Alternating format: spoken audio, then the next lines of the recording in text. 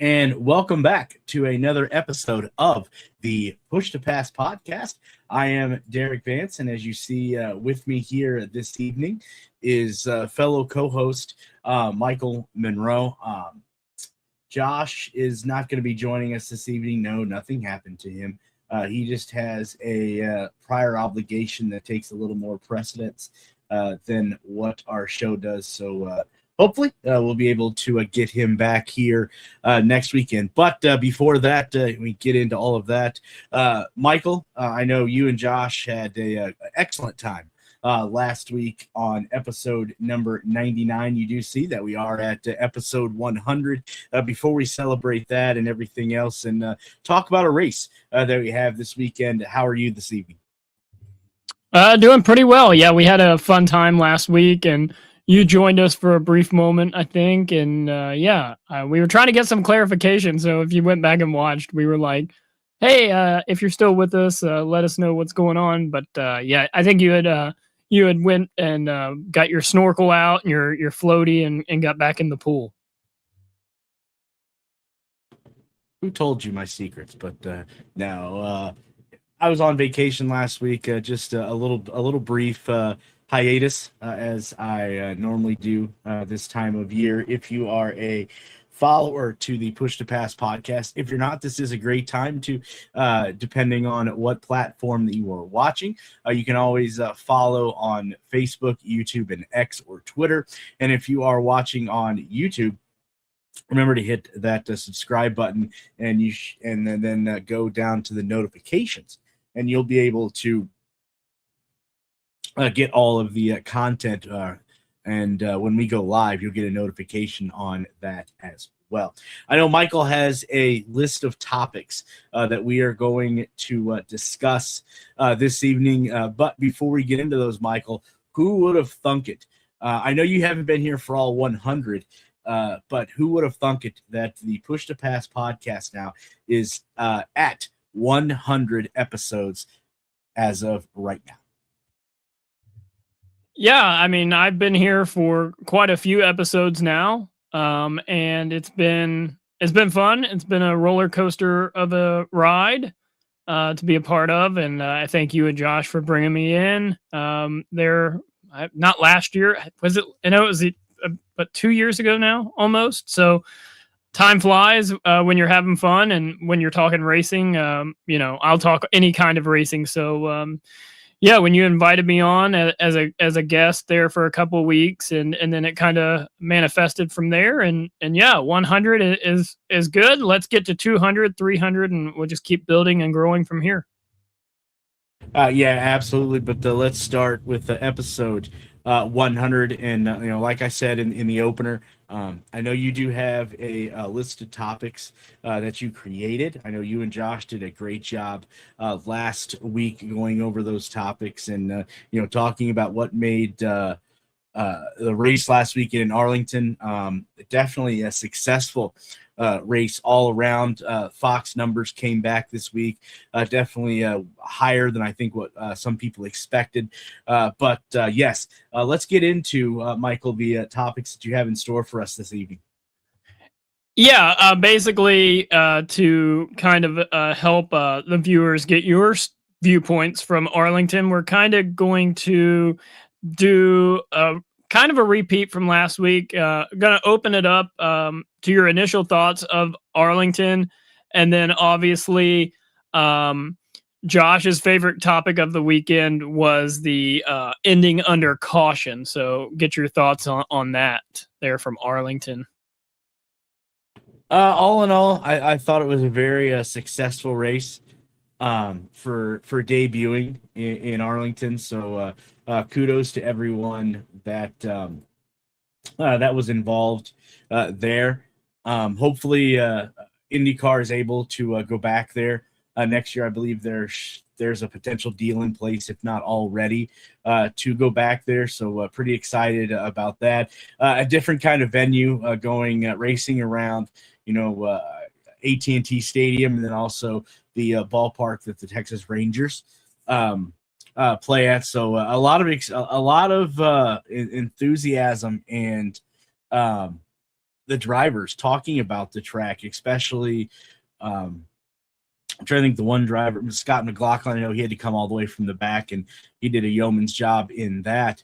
But a lot of the drivers were definitely excited the way the track was laid out after that first practice, even after the walkthrough on Thursday and that first practice on Friday, Michael. Yeah, I mean, I think it was very much a successful event, and I have another topic later that will kind of broaden that for the viewers there. But yeah, ending under caution was not something that Josh was a big fan of, and I want to get your take on that, ending the race under caution there. Well, I think in any style of racing, as you just alluded to there, that you'll talk about, no one wants to see a race end under caution. The fans, the blue collar fans particularly, they pay their hard-earned dollar bills week in and week out to go to these races, and they want to see a full race. They don't want to see a race end under caution or a green-white checker, perhaps in NASCAR. So yeah, definitely was not a fan of that. But one person, obviously, that was a fan of that was the one Kyle Kirkwood, who was able to capture the race win on Sunday. Yeah, Kyle Kirkwood was a big fan of the caution coming out, but Josh brought up the point of having the one attempt at a green-white checkered. What's your thoughts on that? Because mine was pretty a hot take, I would say. If IndyCar wants to adapt the green-white checker philosophy that NASCAR has, test it out for a year and see how you like it. It's trial by error. Would I like to see it personally? Yes, because again, just going back to what we just alluded to, ending a race. No one wants to end a race under caution. I don't, unless you're sitting in the catbird seat, then you don't care. But race fans particularly aren't very fond of ending a race under caution. So if IndyCar was to adopt the NASCAR model of a green-white checker, I would not have an issue with that at all.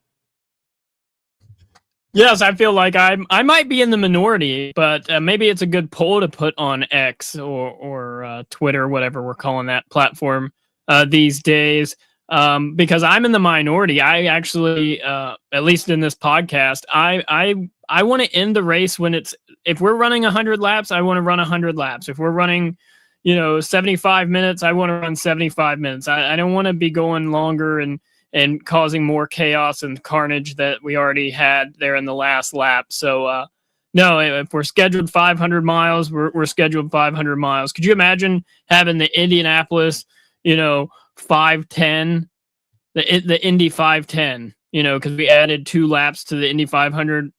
Fans would probably, the true traditionalist fans would lose their mind. So I'm on the we race 500 miles, we race 100 miles, we've got 100 laps, we've got however many laps. That's where we're racing to. And if it's under yellow, it's under yellow. If it's under green flag, it's under green flag, and we'll figure it out from that point. But I guess I'm more of the traditionalist on the racing side of things on that account. So I believe you're one of Josh's favorite terms.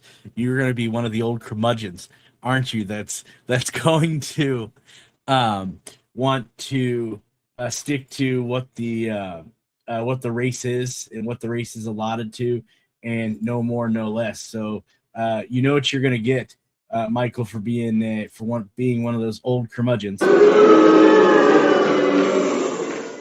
No, because here's the thing. We have a distance. If you start adding on to the distance, then it ruins your fuel mileage, your strategies, things like that. It's just not good. It's not good. We have a distance. We went there, and that's where we get to. We don't get to the point where we're throwing in, oh, well, it's green, white, checkered. Well, how many? Well, if you have one, and then your favorite driver doesn't win because he got a bad restart or something like that, then that fan base is mad, and it just is a downhill slope. I've seen this in NASCAR.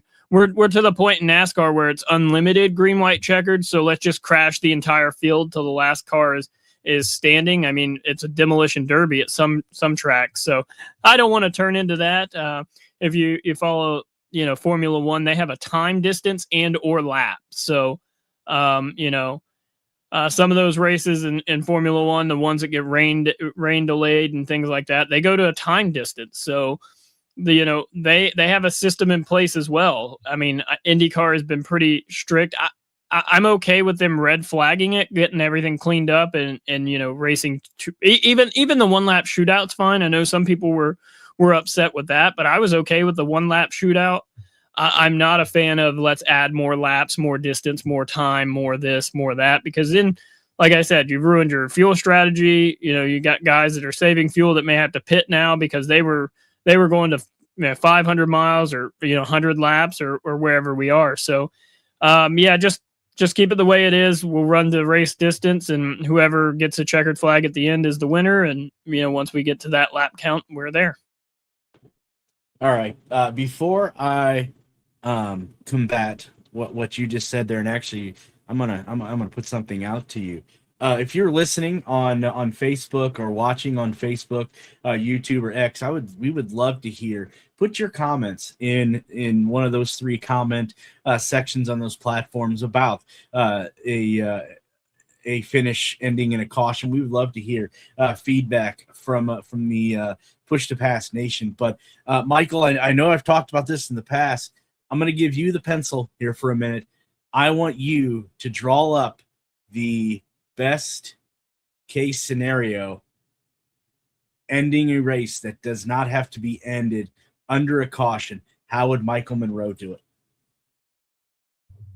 I don't think about that. That's the thing. I haven't thought about that because we have a race distance. We're going to the race distance. There should be no green, white checkers or anything like that. I mean, NASCAR has beat that to death. I'm to the point where I feel like every other race is a green, white checkered, and it kind of just ruins the ending because you get guys that just rip their head off their shoulders and just make moves that shouldn't be made. And if it was any other lap in the race, even the final lap, and you're 5 seconds behind, first place, you're not going to rip your head off your shoulders, and make some of those boneheaded moves. So I don't have my pencil's broken on that because I'm the race distance guy. I always will be. I'll die on that hill. It's the race distance or the race time, whatever we implement at the beginning of the race. That's the hill I'm going to die on because, we're not going to add on. We're not going to, when you set something and I'll go back to a NASCAR event a couple weeks ago when they had a weather issue. The NASCAR Craftsman Truck Series race was scheduled for, I can't even remember the lap count. But they said once we get to 420, we are throwing the next, when you come back to the line, we're throwing the white flag. And see, that was something that was set before the race and everyone knew it. It's not like it was we're going to tell 4 people. It was, everyone knew it. We're racing to 420 and or whatever the race distance is, whatever comes first. And that's the end of it. And we throw the checkered flag when we throw the checkered flag, and it's not a made up thing. It's not adding extra laps. It's not taking laps away. We race to this race distance, this race time, wherever we are. And that's where we're ending the race. So you can't get me to pencil anything because that's the hill I'll die on. All right. So then answer me this. I know you're not a proponent of a green, white checkered, but you look at the numbers of the ratings that NASCAR gets week in and week out. Apparently, Michael, people aren't fazed by a green, white checker ending in NASCAR because people continue to tune in week in and week out. It's just because it's a more well-known sport. I mean, you look at NASCAR. I mean, if you look at NASCAR from its inception to now, you look at mid 2000s, we're looking at 9 million people watching on average. We're at 2.5 to 3.5 million. So that argument doesn't really work. And if you get on social media or anything, you can see the criticism of the stage breaks and things of that nature. But when you watch something and you've grown up watching it for years and years and years, you're stuck to it.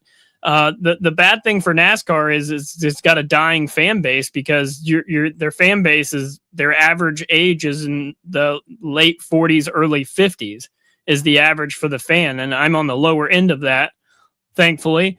But we are to the point where the old fans are just watching because it's something they've watched for years and years and years, and so it's kind of like a habit that they've formed, and it's just what they do.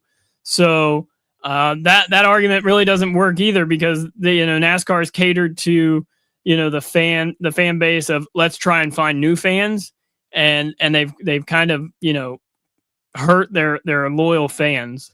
I always used to know the copyright there at the end where NASCAR would put on you can't use this televised broadcast for any other use without the written consent of NASCAR broadcasting. And they used to put in, we'd like to thank our loyal fans. Well, they took that loyal part out. They just, it's we'd like to thank our fans. Well, that was for me, I might be the lone guy out there, but that was kind of like a dig at, well, we don't really care about the loyal fans either. We just care about fans in general. Your loyal fans are what is going to make your sport great. And it's what's going to attract new fans because your loyal fans are the one out there week in and week out talking about your sport. So that's why I'm so passionate on this podcast about, growing IndyCar because it is a great series.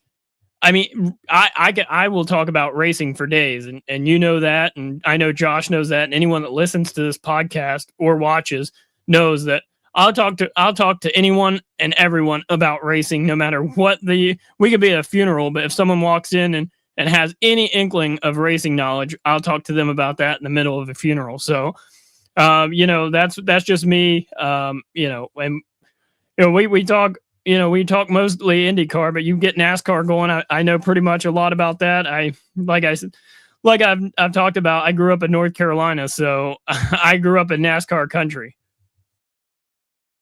You know what? I know this isn't a NASCAR show, and we do a lot of comparisons. But you want to talk about, and I know we're not going to get into this. It's not scheduled. I'm going off topic. But what a heater that Michael Jordan's team is on to start the season in NASCAR. Yeah, we talk about that. You got the conspiracy theorists out there. That was part of the NASCAR lawsuit that Michael Jordan had to win all these races. But you think about just how good Tyler Reddick has been, and Bubba Wallace had a really good car this past weekend, and the whole organization hit on something at Darlington. But yeah, I mean that's a big known name. You get fans that just tune in because Michael Jordan's at the racetrack. And Josh kind of brought that up last week because I was pretty critical of Fox interviewing Jameis Winston in the middle of St. Pete. But I'm all for interviews, and I want as many people to show up to IndyCar events and get that out there and everything like that. So when I see, you can interview those people, let them, Fox has done a really good job of having a good pre-race and a good post-race with IndyCar. So interview those people then. Get their reaction before the race, especially if they've never been to a race before.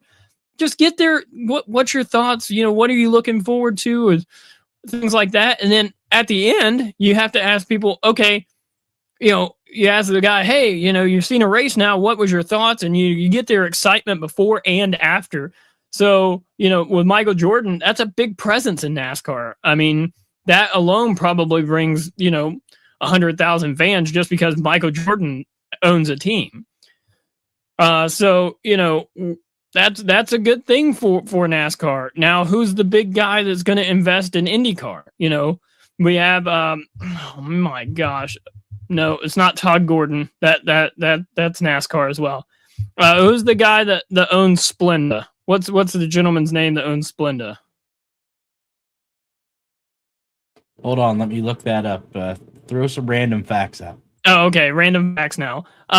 Well, you think of that gentleman. His name has slipped my mind. Todd? No, it's not Todd. No, I'm sure you'll get it. Ted and Gelvo. Yeah, okay. Gelvo? Yeah. So he's come in and he's put a ton of money and funding into Ed Carpenter Racing, and you can see they're on the trajectory of growing and getting better, building a new race facility in Westfield, Indiana. And that's good for the sport. But now no one really knows Ted, really, unless you're involved in IndyCar. But Roger come out with a charter system that NASCAR has, and that's a whole episode in itself. So we could talk charters all week and all day, but it's supposed to bring that guaranteed funding and guaranteed starting position into IndyCar. And here's the thing, that would work. I guess it would be a little bit more meaningful if you had more than the 25 chartered cars showing up. This is way off topic, but one of the big hurts this year is only having 25 cars. We've lost Prema, really. I mean, there's talks that they may have a car in the Indy 500, which would be great. But I mean, if you don't have a charter in the IndyCar series at this point, is it financially feasible to run in the series? Because I know Denny Hamlin has talked a lot about, the on the NASCAR side, it's not really feasible to run an entire season with a non-chartered car. So I'm wondering now, is it because Prema ran all last year and then they had the ownership shakeup in the off season, and maybe it was just for Prema, it's not a viable series to run unless you have one of those charters. And is any team even looking at selling a charter right now? And that's the big thing with NASCAR is there was a lot of interest in these charters. There's 36 of them. Some teams got in and they were like, well, we didn't really want to be in, but we're in. So they started selling charters, and now charters are selling for $50 million for one. So you look at that, but we've not. That's one thing about the IndyCar series we've not really heard of is any selling of charters or anything like that. So that could be a big topic if that ever comes about. But you look at the teams, and they've been here for so long. It's like, are any of them ever going to leave? You're not going to lose Chip. You're not going to lose Roger and Team Penske. Who would sell? You look at maybe a smaller team like Dale Coyne, but they're on the upswing, really, if you look at it for this year versus last year. So it's like, those situations aren't there. You look at, Meyer Shank, but, they have the technical alliance with Ganassi, and how much, say does Ganassi have on that camp and things like that. I have heard rumors and rumblings of maybe, Honda, that becoming like more of a Honda development, team and things of that nature. So we'll just have to see how that all works. But right now it's like we've lost Prema, Robert Schwartzman and Callum Ilott. They don't really have rides at this point. So that will be interesting to see, what happens going forward. And does the charter system help IndyCar or hurt IndyCar? Well, Michael, before we move on to the next topic, I gotta know, and I'm sure the Push to Pass Nation wants to know as well. You just put out there how much these charters cost. I think you said around $50 million. Now, and you don't have to reveal your finances, but I and the Push to Pass Nation want to know, Michael, how many of these charters do you own? I own 0 charters, and I couldn't buy even 1% of a charter, probably not even a tenth of 1%. So little to say is I won't be buying any IndyCar teams or starting any IndyCar teams here in the near future unless something changes. Right now, there's no change there. There's no inklings there, but that's on the NASCAR side of things. The $50 million the charters are selling for. So on it, we haven't had any sales in the IndyCar series, so we really don't know what the valuation of the charter is in the IndyCar series. I do know that it gets you locked into the leader circle because Callum Ilott and Robert Schwartzman were not part of that last year, even though they finished higher than some of the leader circle drivers this year. But yeah, it'll be interesting to see. Maybe Josh is looking to buy a charter, but we'll just have to wait and see. Maybe he can tell us next week if he's gonna be purchasing a charter. Well, not to burst Josh's bubble, but why do you think he's not here this evening? He's looking for investors into that. Okay, maybe not. But Michael, moving on, because I know we have a lot of things to cover here in the short time while we're together. What is the next hot burning topic here in the IndyCar paddock? Another big thing that Josh and I really hit home on last week was the pit road woes. Could you imagine what would happen this past week, or I guess a week or 2 weeks ago now? No, it was a little bit over a week ago. What would have happened if Kyle Kirkwood, Will Power didn't have, I mean, we go back to Marcus Ericsson as well, having pit road problems. And then, we can throw in there the Scott Dixon and Kiffin Simpson issue, but mostly this was for the Andretti guys, because it was almost every pit stop they had issues. Do you think it has to do with obviously the new setup there in Arlington, or is it just bad communication between spotter and driver? I know you look back on the first year actually when we met in Detroit, and how awkward, I think might be the word to say it, it was coming in and out of the pits there, the way they had it set up. So was it the setup in Arlington, or is this just you chalk this up to piss poor communication? No, this is an Andretti problem. It's been a problem for years. I believe you can go back, and I think I quoted this last week. You can go back and listen to this podcast for last year after the thermal race, and I pretty much said if Colton Herta could get a pit crew that could pit his car, he'd win more races and be more competitive. So this has been an Andretti problem for years. I do believe that they should be using this off week to be practicing pit stops pretty much all week long when they're not working on the cars, because it's been a problem for many. It's mostly on the 26 car. Colton driving that last year, Will Power driving it this year. They had their issues, there at Arlington. The pit road, you brought that up. The pit road there seemed different. It seemed a little bit wider and longer than at Detroit. There's that one pit box at Detroit that's really tricky. And it's that one as soon as you come off the track there, and it's that immediate, box there to the right. So it looked like at Arlington they had a little bit more space, obviously with having the parking lot, parking lots connected there and things of that nature. It seemed like they did have a little bit more room. Now, where they didn't have a lot more room was exiting pit road, and I know Josh and I talked a lot about that as well.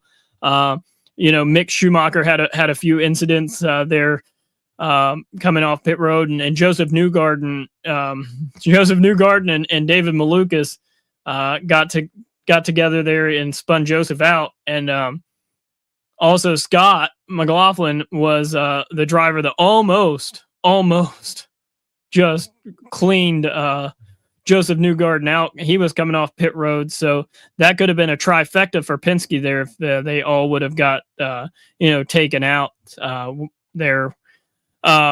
Well, I guess that would have been Scott. And what we got here, is this Detroit? Yeah, so this is Detroit, and the pit road is just not long there. So when you come off of, is that turn 8? You come immediately there, and you have to come onto pit road, and it's that first box there on the right. That's just absolutely terrible for whoever gets stuck in that box. And I want to say the first year it was Santino Ferrucci, and I want to say last year it was Louis Foster, but I could be wrong on both of those. My memory gets a little bit faded on pit road boxes and who's in what box. But I will say that the pit road at Arlington, I felt with that double pit road, it worked out a lot better than I would say in the past when we had it at Detroit. So I know Detroit doesn't have a lot of room, and that's why it's a little bit, squished down a little bit more. But Arlington definitely had a good pit road. Yeah, we'll have to see if the 26 bunch can get the cobwebs fixed. Obviously, it does seem, and I'm going to say Michael didn't say this directly, but it does seem like maybe the 26 crew itself was the reason and what held Colton Herta back from winning more races. Now, again, Michael didn't say that, but it does seem that, that could potentially be the case. Curious to see how Andretti fixes that in this off week. And I know you alluded to it, this being an off week. I know it's a topic of discussion. Did IndyCar do them a favor, Michael, by putting this off week or bye week in the schedule so early with all of the momentum that they gained after Arlington last weekend? So that was a topic that Josh and I talked a lot about last week. It was this week off. Was it a good timing? And I think it was. And here's why I say that is you had 3 races, pretty much, back to back to back, 3 weeks in a row. 3 different, unique tracks with a new track in there, an oval, and then obviously, we always start out at St. Pete. So what I would say is I think this was a great time for an off week because I feel like with NASCAR, it's so, 38 weeks out of 52, there's a NASCAR race. So it doesn't give you time to miss it. I know when I first got into Formula One back in the COVID era, right there with Drive to Survive, it gives you time to miss it. When you have 2 or 3 races and then you have an off week, it gives you time to miss it. And you're like, you get there to Sunday and you're like, hey, IndyCar, and you're like, oh, there's no race this week. So it gives you time to I miss this. I want more. And those breaks are really good. Now we can talk, how we went from, 1 week to, you look at the viewership. I mean, that the first time since 2008, the IndyCar merger, that more than 1 million viewers for the first 3 races of the season. And that's up 142% over last year's Long Beach race. And then, you look at this, and the race peaked at 1.563 million viewers. And those are eyes. We've talked. I mean, you look at 552,000 people from a year ago. You're getting people that new eyes on the sport, and I'm telling you, there's something to having this race on Fox. Obviously, Fox knows that. IndyCar knows that because I wish they'd get the timing down, but that's not going to work. But that's me going back to being my old self there, because I wish that at 1, you think of the NFL. I know at 1 and 4, right around 4 o'clock, there's NFL games. They're starting at 1, 4, and 8:15. Well, with IndyCar or NASCAR, even Formula One, the times are all over the place. Sometimes it's 1, sometimes it's 12, sometimes it's 3:30, sometimes it's 2. If we could get to a more consistent time, maybe even if it's a 1 to 2 hour, I wouldn't say 2 hour, but even like a 30-minute to an hour window where between, 1 and 3 or somewhere in that ballpark where every race, between 2:30 and 3 or 1:30 and 2, there's going to be a race on Fox. It gives you that I know when it's going to be situation, because when you get all these teams and everything, they're at the racetrack, and drivers, are working, hard. These people tuning in. The pre-race is awesome. I love a pre-race show. I love I would rather have a longer post-race show than a pre-race show. But if you can get that time locked in to where you can, when the race is going to be, the channel, so you just grow on that fan base, and that's what the NFL has going so well, because I know 1 o'clock, 4-ish, and 8:15 are games. And if IndyCar could get to that, Fox could get them that window to where 1:30 the race is on, and that's good. And another thing that drives me bananas, and I'm going way off topic here, but my goodness, when you tell me something's going to start at 2:30 and we're not getting a green flag until 2:50, come on, tell me the race is going to start at 2:50 then. And I've had that beef for years, because every weekend I go on, and this is a big shout out to Bob Pockrass, because he is always on it. He will break down what time the pre-race show is. Fox coverage starts at 1:30 and the green flag is at 2:13. So I know if I can't make the pre-race show, then I know I have to be home or in front of the TV at 1:13 or by then, or whatever time Bob tweets out, to know that, hey, I am definitely going to be in front of the TV at this time, because that's when the race is going to get a green flag. So, those are the things that Fox has really stepped up.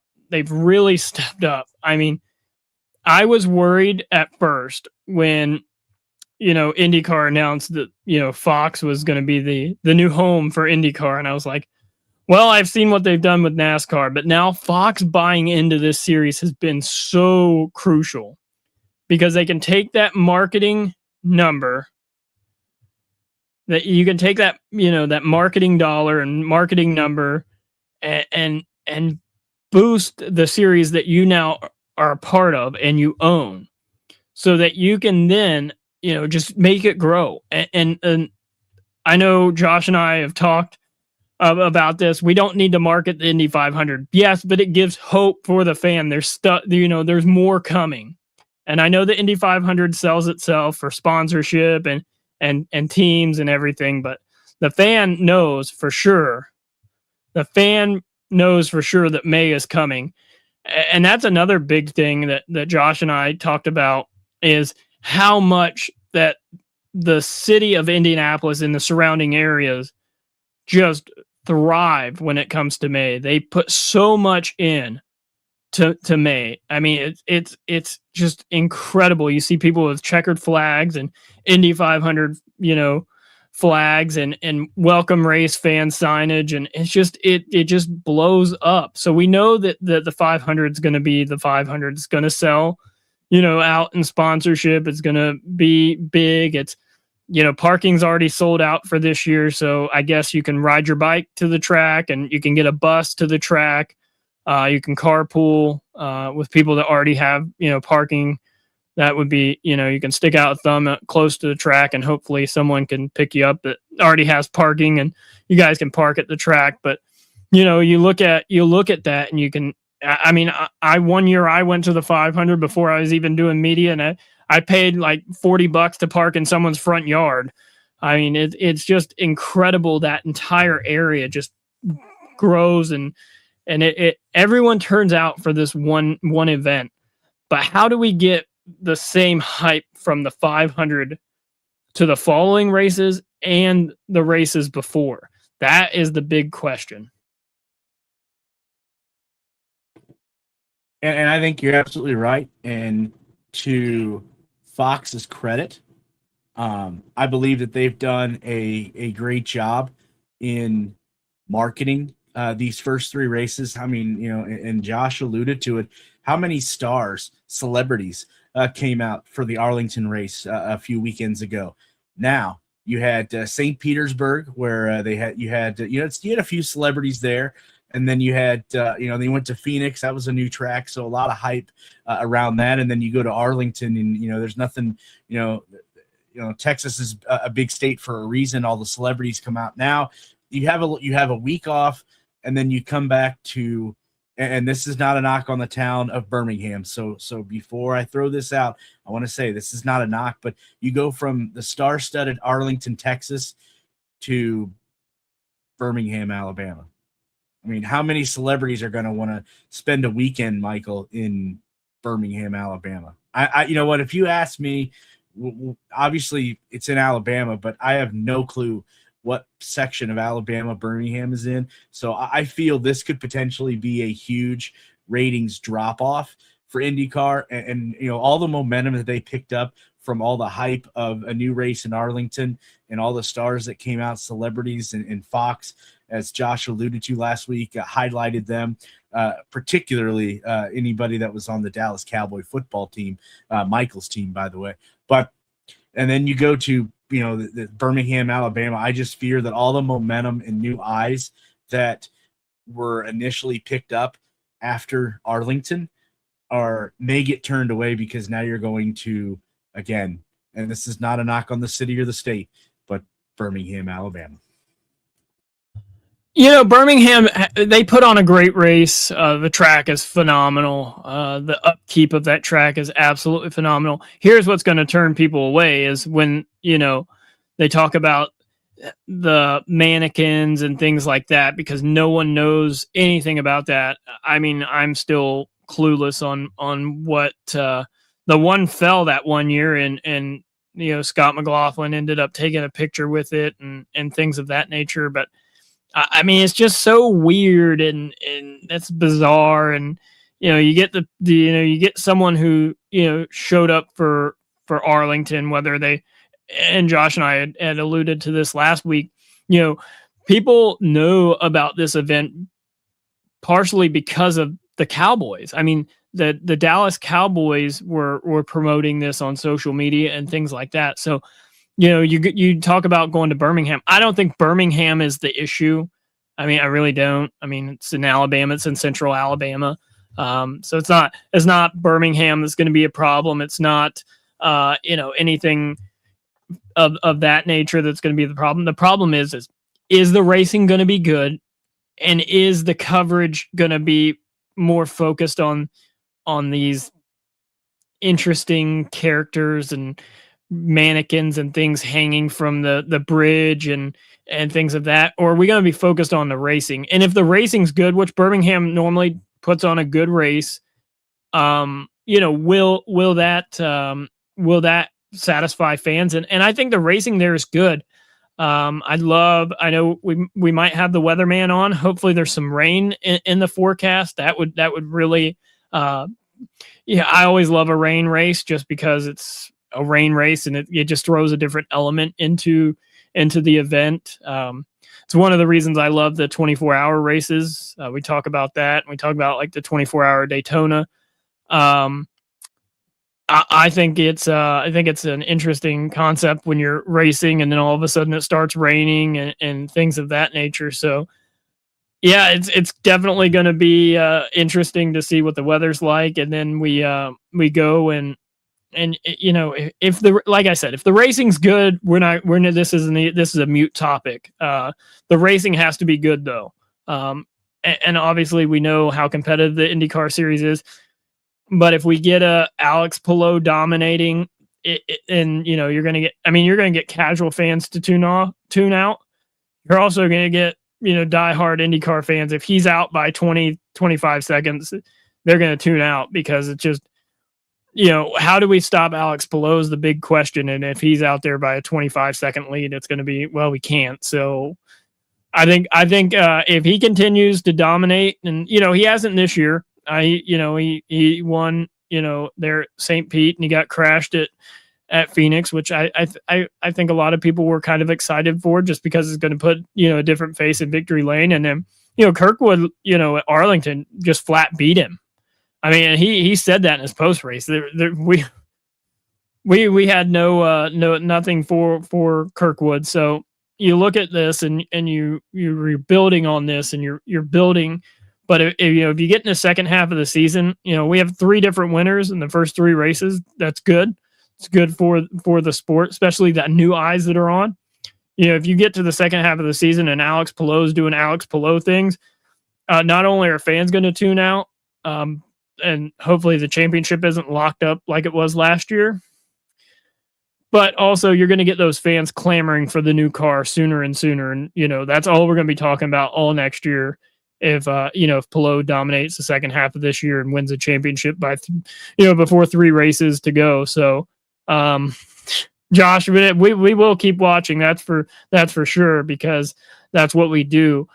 And we're all diehard, race fans here. So, we'll keep watching. The casual viewer may tune out, but we'll definitely still be here to cover the IndyCar series. And, like I said, if Birmingham's a good race, this is a moot point. We're not even talking about, viewership, because I think viewership, I would love to see the 1 million stay and continue to grow and eat into maybe NASCAR's, leading the U.S., fan base. I do see Josh commenting in, Michael, and I have to wonder, is Josh commenting, in between water slides or kiddie pools, or what is he doing? Where's he finding the time to do this? But, and you touched on this, and I think it's a great point.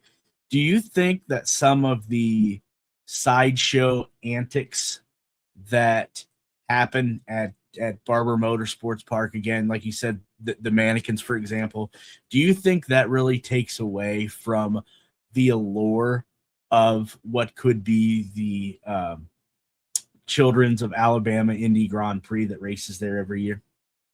I think it's anything, honestly. I think when you get the broadcast, when you tune in for an NFL game, you don't, you're not watching a split screen of this, football game going on and some nonsense going on in the crowd. You're watching because you want to watch racing. I think when you have those sideshow antics, Josh, I don't think it adds to the race, because the fans want to watch the racing.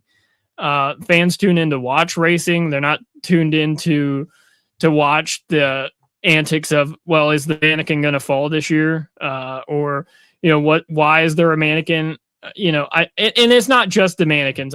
There's things that happen in other races too. That's like, why is this even on the TV? Like, why are we showing this? Or why are we even broadcasting this? Like, go back to the race, please. So, I don't think it's a Barber thing. I think it's just, the side shows in general are a little obnoxious at times. I think you're absolutely right. I think Josh gets for chiming in. He seems like he gets a lot. We should keep count of how many times Josh gets a boo every time he's on here. But yeah.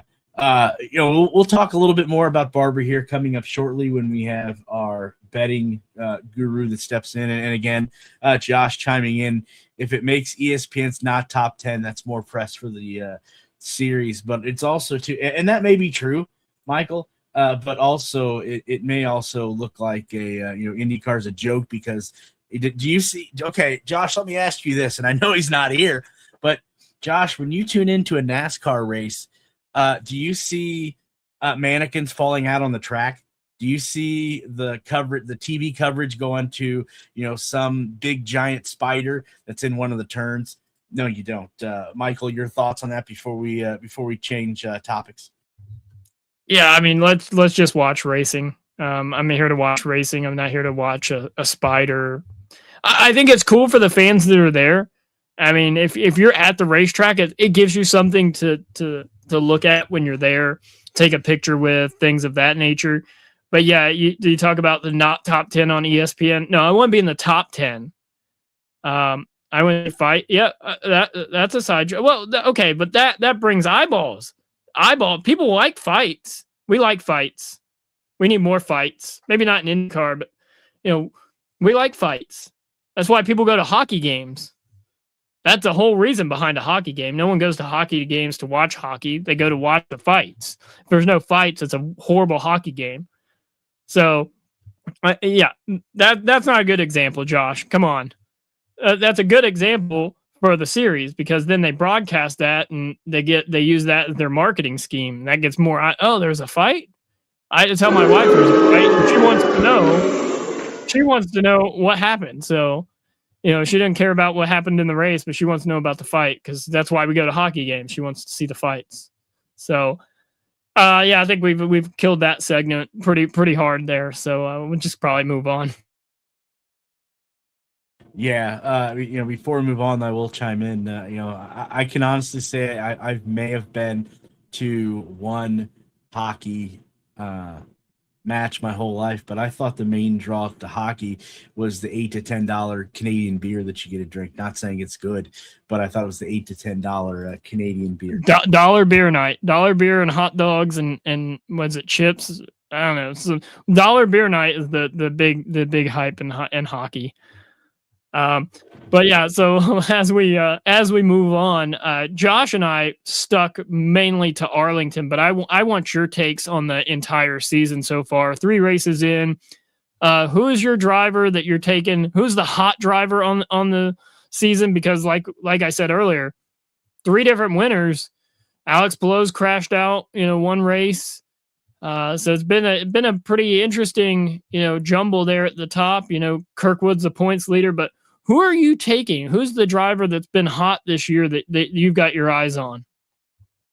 Well, if anybody that knows me knows that I am a Chevrolet guy, but I'm going to side, and I know my dad's going to absolutely kill me for this, but I'm going to side with the guy that you just mentioned.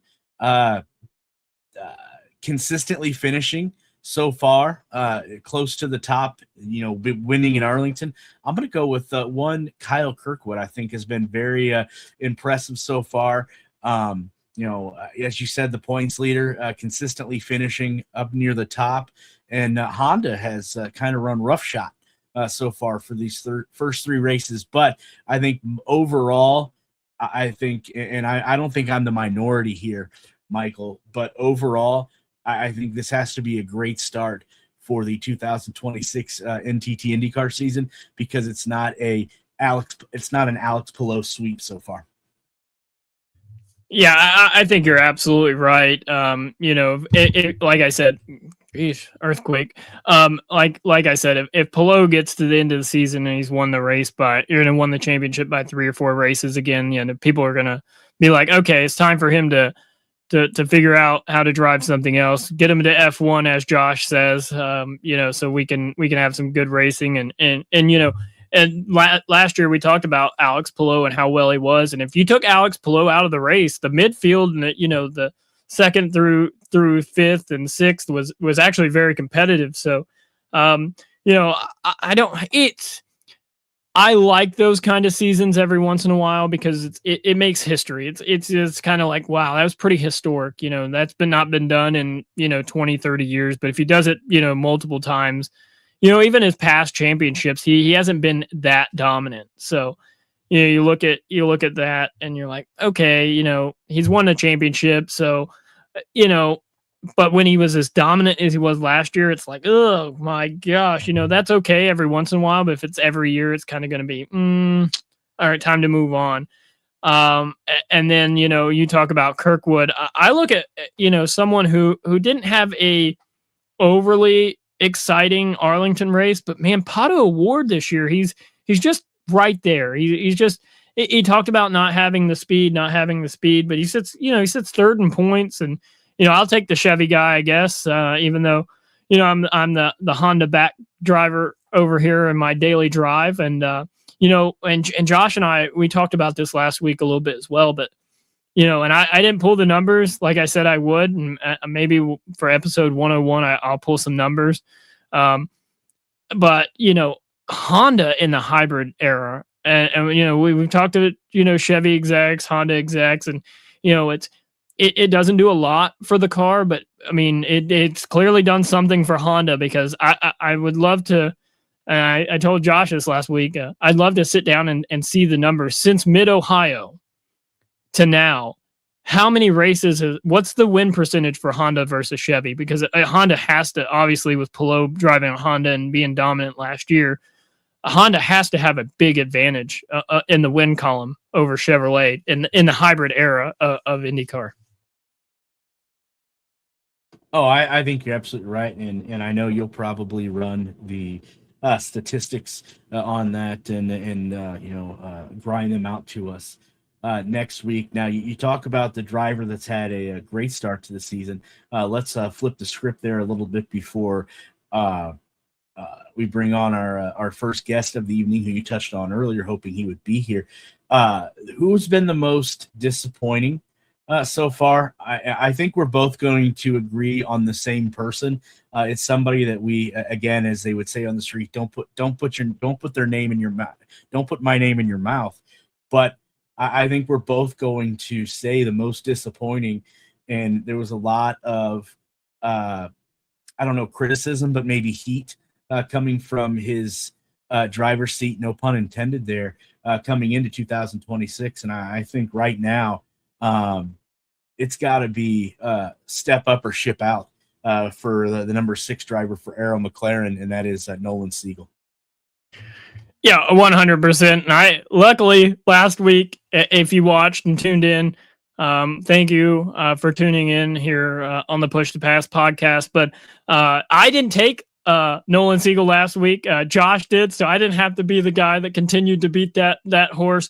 But you're right. I mean, I look at the back of the points, and Stingray Robb has got 27 points. Nolan Siegel's got 26 points, and Mick Schumacher, the rookie, who really is just, crashed at, lap 1 at St. Pete, and he's just trying to get the understanding of the car.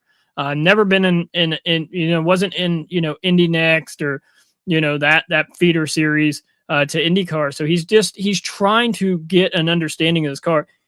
He's only 1 point behind Nolan Siegel. And when I look at the points, I look at his two teammates, Pato O'Ward sitting in 3rd, and Lundgaard, who had an eventful Phoenix, is sitting 7th in points. I mean, right now, I touched on it a little bit earlier. The leader circle, that car shouldn't even be in question of, are they going to be in or out of the leader circle? And this is the second year in a row we're talking about Nolan Siegel being close, and now he's out of the leader circle. And that leader circle is that extra $1.1 million that is given to the teams. So obviously, Arrow McLaren has put a lot of money investing in the new shop, the old Andretti Global shop there on Zionsville Road in Indianapolis. I mean, it's to the point where, yeah, you're right. Nolan Siegel, it's time to, step up, start being, and you can't expect him to go from 24th, 25th, 20th every week to running in the top 5. Show me something. Show me top 15 speed. Show me top 10. Then build up. But right now, it's either start improving or see you later, because he's at this point, and I haven't had a lot of conversations with Nolan, but he's taking a seat from someone who could perform in that car, and it's time to progress or get gone. So it's definitely going to be interesting to see where he's going the rest of the year. Yeah, and then you think about it, you have the great Tony Kanaan on that team as well, and I don't know if Tony has Nolan's ear or not. I would hope so. Structurally, the way that organization is set up, but it just seems like it's the old adage, and pardon my language, it's time probably for Nolan to either shit or get off the pot, so to say. But I know we'll bring our first guest in this evening. I know you mentioned him earlier. You couldn't wait to hear what his weather report is going to be for Alabama this weekend. I know it's a little bit early, but besides that, IndyCar weatherman joins us this evening.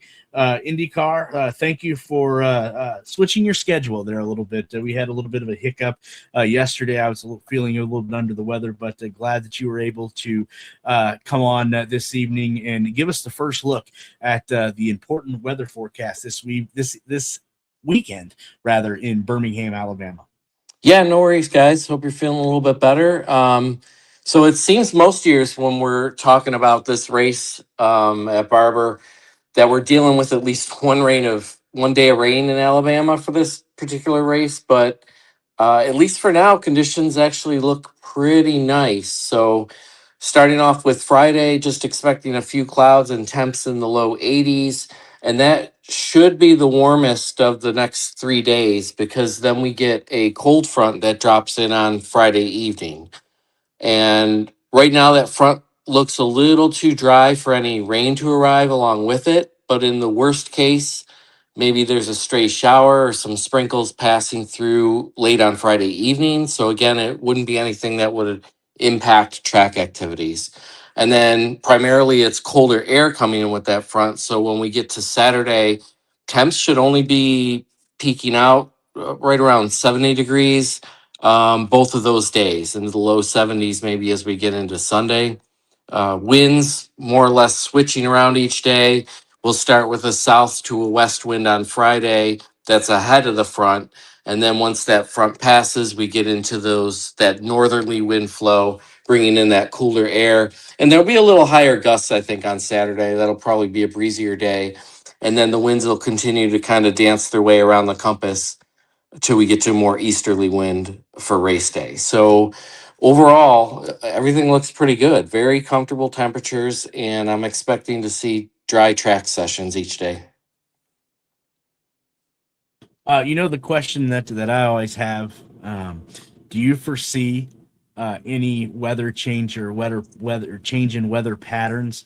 And I know this is tough to see hours out. But do you see any of that weather changing, or how confident are you in the forecast that you put out on X earlier today? So about the only variable that I'm keeping an eye on is with that front itself, right? That's the change really over the 3 days is what happens between Friday and Saturday. And it's going to be how much moisture can make it down as we get through Tennessee and into northern Alabama. And like I said, right now there's a lot of dry air that is going to have to work through and deal with, and that's why it looks like it's a very low chance for any precipitation. So that's really the one thing that I'll be continuing to watch over the next couple of days to make sure it stays that way, right? And we don't have to maybe introduce some showers late Friday. But even again, as I mentioned, even so, right now, I think that the worst case scenario is that any showers that manage to survive into the Birmingham area are probably well after we're finished with track activity for the day into Friday evening and gone well before we get to Saturday morning's events. Michael, that may have kind of answered your question, but any questions for the weatherman before we let him go? No, just find some rain for Sunday. That's all I'd ask. I'll do my best.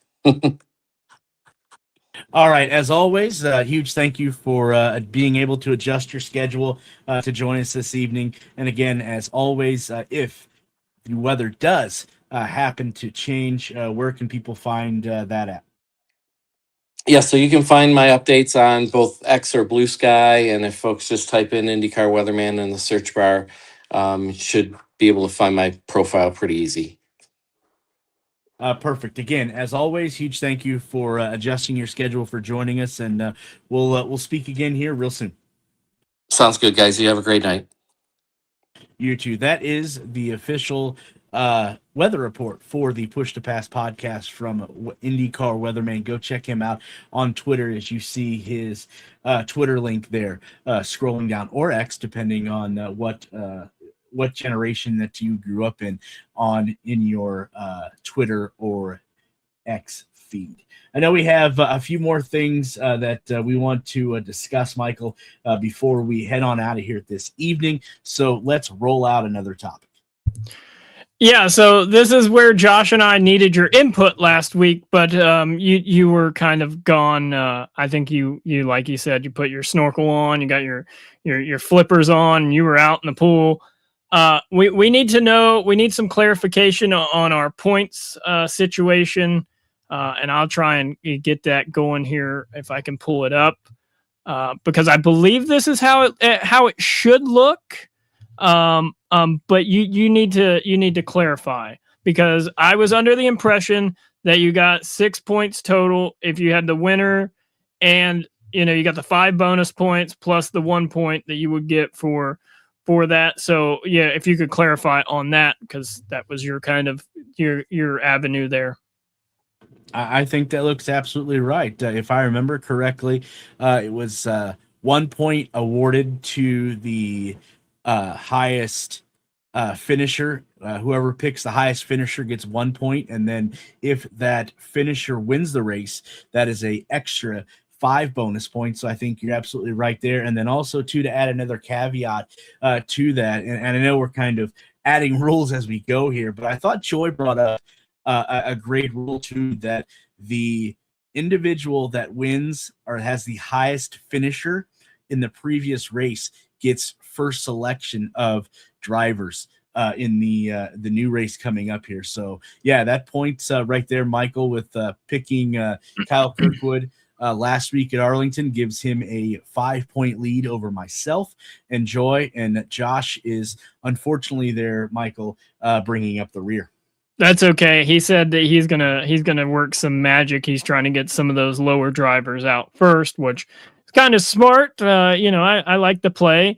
And yes, I told Josh last week, since we implemented that rule with picking your driver, I told him I was going to wait until right as they were coming to the green flag to say who I was going to pick, so that way you guys couldn't have a chance to pick my driver and not have any picks in. But he said that wouldn't work because we needed ample time to get their picks in. So darn, I was trying to get lucky and get another 6 points there.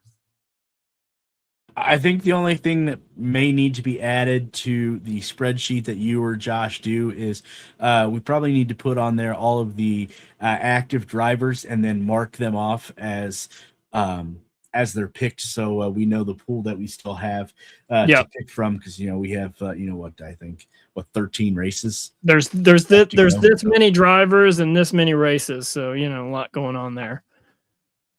It definitely feels like that for sure. So, Michael, I know, like I said, great talking points this evening. Are there any more that you want to hit on? I know one was the announced it today, if you missed it, of who the acts are going to be for Carb Day. I know a lot of people, Michael, go to Carb Day for that concert. They don't go for the drinking and hang out in the 100-degree heat. They go for the concert, yourself included. Right. I definitely go to the concert for the drinking and oh wait, no, we were supposed to just go for the concert. Just for the concert, and that was announced today. And I don't have a graphic. I don't know if you do or either, but it is remind me again. I know it's Switchfoot, and it's the other band that they said we're going to be there, and I've lost their name. It's something Counting Crows. Counting Crows, yes. Derik is confirming it's Counting Crows, and it is Switchfoot as a guest, I guess. I don't go to a lot of concerts. I've been to more concerts this year than I ever have. So I know there's normally like a beginning act, and then the main person comes on. So I guess Switchfoot will be the beginning, and then Counting Crows will be. I have to look up some of the songs. I know a lot of Switchfoot songs, but I don't know that I know a lot of Counting Crows. Or is that right, Derik? Yeah, is Counting Crows? Okay, I don't know if I know a lot of their songs. So it'll definitely be interesting to be out there for Carb Day to see what that brings and how many fans that brings. I know that's a big day for the racetrack.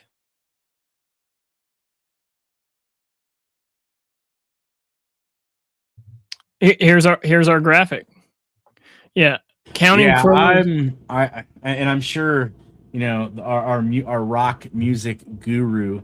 Josh, what a great time for him to be out with a prior engagement.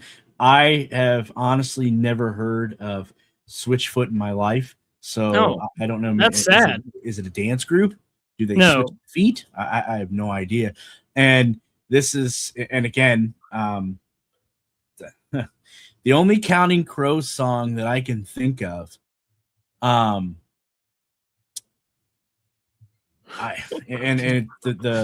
The title blows. The title escapes me right now. I'm She looking. Talks to Angels. I think that is a Counting Crows song. Other than that, you know what, you have gotten me on both of these acts here at Carb Day 2026. I know Josh has been the stickler in the mud about these acts, so I can't wait for him to come on next week, unless he comments down there in the comments section about these two acts that were just announced today, Michael. So I'm going through like the Apple Music. I use Apple Music. It's one of the only Apple products I use. Not a big Apple fan, but I'm going through their top songs now, and I don't know a single one of them. So, Counting Crows, I'm gonna have to probably count my toes while they're playing. But yeah, Switchfoot, I do know. They're pretty decent band. But Counting Crows, I'm not too sure about. Hopefully there's some people watching that know of Counting Crows. Josh, obviously he's the heavy metal rock guy, so hopefully he can inform us next week of any good songs that we should tune into or listen to while preparing for Carb Day. Actually, you know what? And I'm going to apologize to the Counting Crows. Do you remember the song, Michael, Mr. Jones? That is sung by the Counting Crows. I had no idea.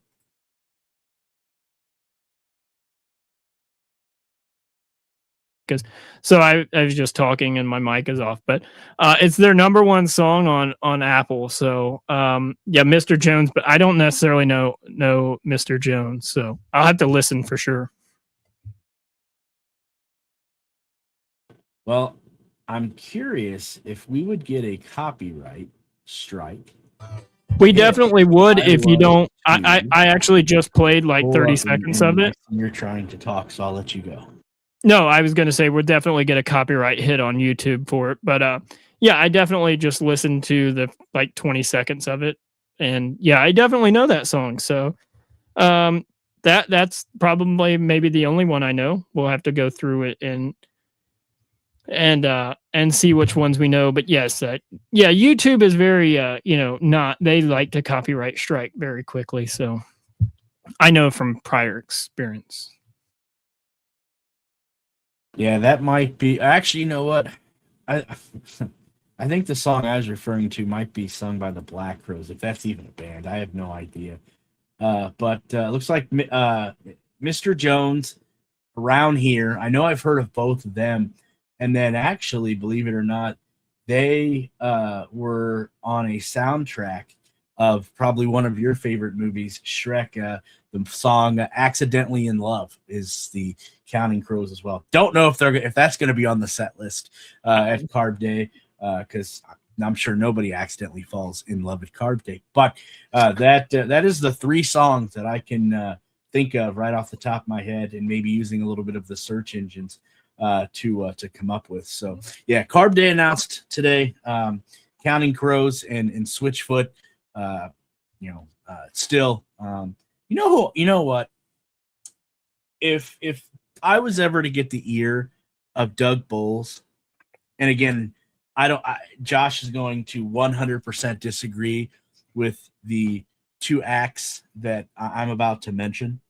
But if you're looking for classic rock, and I don't know what genre they're looking for, I would love to see in my lifetime either, which I think he may have played here before. So somebody in the chat, correct me if I'm wrong. I would love to see George Thorogood and the Destroyers. Yeah, I know. One bourbon, one scotch, one beer. Oh yeah. Or I would love to see Detroit's own Bob Seger and the Silver Bullet Band. When you said Detroit's own, I thought you were going to say Eminem, because that's where my mind goes when I think of Detroit. Because that would be someone if played at Carb Day. I would definitely be lined up. I'd be there as soon as they open the gates. But yeah, no, I'm not the big rock guy. My list of carb day would not be good. People would not show up. I could only imagine what your list would be for carb day. But I since you brought up Eminem, I have to ask, how many times have you walked 8 Mile? I actually parked. There was a mall. My wife and I, when I proposed to her in Detroit, it's always special to go to Detroit when we go for the race there, because right there on the backstretch, right there on the Riverwalk is where I proposed to my wife. So it's always special to go to that race and go to that track and find that spot where I proposed. But when I went there, we went to a mall that was on 8 Mile, and I wondered if I'd come out and my cars would be on cinder blocks. So that's mostly what I was worried about when I was on 8 Mile Road. And at first I had no idea that it was an actual road. And then when we got up there, I realized it was an actual road. So yeah, I love Detroit. It's definitely a town that is high up on my list. Well, I think it's funny that you make the statement that you love Detroit, because I know someone that would absolutely counter your affection for Detroit. I can guarantee that. And you don't have to go down 8 Mile in Detroit to wonder if your car is going to be on cinder blocks. You just go down to the rough neighborhoods of Indianapolis, and you'll be able to find that. But I digress. Michael, I know we've been at this for a little bit now. Anything else that we need to cover here before we drop the checkered flag on the 100th, believe it or not, episode of the Push to Pass podcast? The only thing I have for Barber is the winningest driver there is Joseph Newgarden, and the winningest team is Team Penske. But the defending race winner is Alex Palou. So those are the top three highlights that I'll give for you people that are playing the picks with us. If you're picking with us, don't pick my driver. I get to pick first. So that'll be good for me. After qualifying and practice and everything, I'll get to see who I'm going to pick, and it will be suspenseful up until that point. For Derik and Josh, they'll be on their edge of their seat to see who I pick, so they can not pick that person. And hope I can get 6 more points and take a commanding lead early on in the season. So what it sounds like to me is you're trying to Alex Palou our contest, aren't you? Yeah, I mean that would be great if I could win the season before we get to Indy. That would be even better. But there's too much racing after Indy, But yeah, excited for this weekend to see how the racing goes. Can we keep the viewership up from the first 3 races, and can the series keep the momentum? Can we get another not first time winner, but new winner this season? That'd be fantastic for the IndyCar series as a whole. Yeah, definitely agree to all those points. So with that being said, this does do it for another episode, the 100th episode of the Push to Pass podcast. I want to take a quick second to thank everybody that has made this show possible, everybody for all 100 episodes, for everybody that has tuned in either for one episode or all 100, even listening to the audio podcast as well. Huge thank you to everybody on that. Everybody that's built the platform, that has followed us on Facebook, YouTube, and X or Twitter. A huge thank you to everyone for that. Definitely look forward to another 100 episodes, but I can't walk away without saying a huge thank you both to Josh, who has been here since the inception, and then Michael, who we acquired late in a few years back. The knowledge that both of the individuals bring and their commentary is second to none. So like we said, we do have this weekend the NTT IndyCar Series stopping in Barber in Birmingham. There we go. Wow. Birmingham, Alabama, for the Children's of Alabama Indy Grand Prix. Stay locked in to the Push to Pass podcast on Facebook and X for all the updates, race updates, practice, things of that nature. That'll get kicked off on Friday. Also to slide on over to yournews.com in the auto racing section. I know you'll find articles from practice to qualifying to the race this weekend by myself. I know Michael, and I don't know if he's put any over there new for this season, but he writes over there as well when he gets the time to do so. So go check those out as well. Michael, anything else that you want to add here before we bid our fair adieus? Yes, you can catch all our reels on YouTube as well. YouTube, X, I think you post them on Facebook, and they're also on TikTok. You can follow us on TikTok as well now.